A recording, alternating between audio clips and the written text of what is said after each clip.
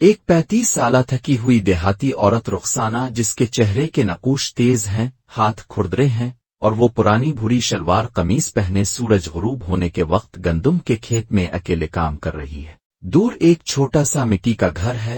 رخسانہ کو ایک شاندار سفید گائے ملتی ہے جس کا جسم چمکدار چاندی جیسا ہے۔ وہ کمزور حالت میں ایک درخت کے نیچے ندی کنارے لیٹی ہے۔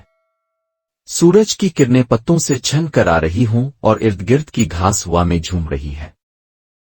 رخسانہ چمبیلی کو اپنے گھر لے آتی ہے اور اسے اپنے مٹی کے گھر کے ساتھ ایک بڑے نیم کے درخت کے ساتھ باندھنے کے لیے لے جاتی ہے۔ گاؤں کے لوگ حیرانی سے دیکھ رہے ہیں اور چمبیلی سکون سے اس کے ساتھ آ جاتی ہے۔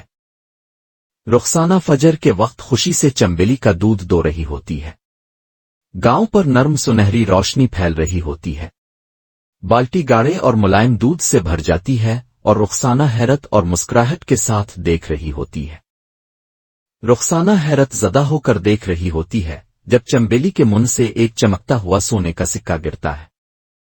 سکے کے گرد جادوئی چمک ہوتی ہے۔ چمبیلی سکون سے کھڑی ہوتی ہے اور صبح کا سورج منظر کو ایک جادوئی روشنی دے رہا ہوتا ہے۔ رخسانہ نئے کپڑوں میں ملبوس سونے کے سکوں سے بھری تھیلی کے ساتھ گاؤں کے بازار میں خریداری کر رہی ہوتی ہے۔ وہ اعتماد سے مسکرا رہی ہوتی ہے جبکہ چمبیلی خاموشی سے اس کے پیچھے چل رہی ہوتی ہے اور گاؤں کے لوگ تجسس سے انہیں دیکھ رہے ہوتے ہیں۔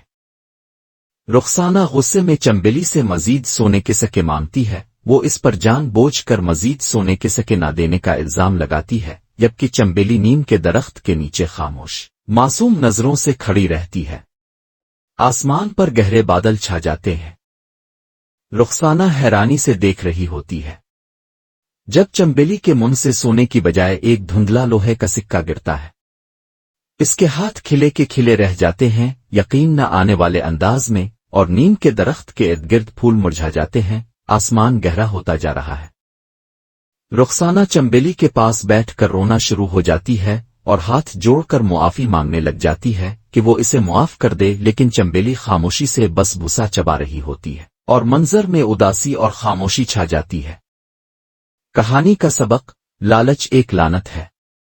جب ہم اپنی نعمتوں کی قدر نہیں کرتے اور خود غرضی میں مزید مال و دولت چاہتے ہیں تو ہم وہ بھی کھو بیٹھتے ہیں جو ہمیں عطا کیا گیا ہوتا ہے۔ اس لیے لالچ سے دور رہنا چاہیے۔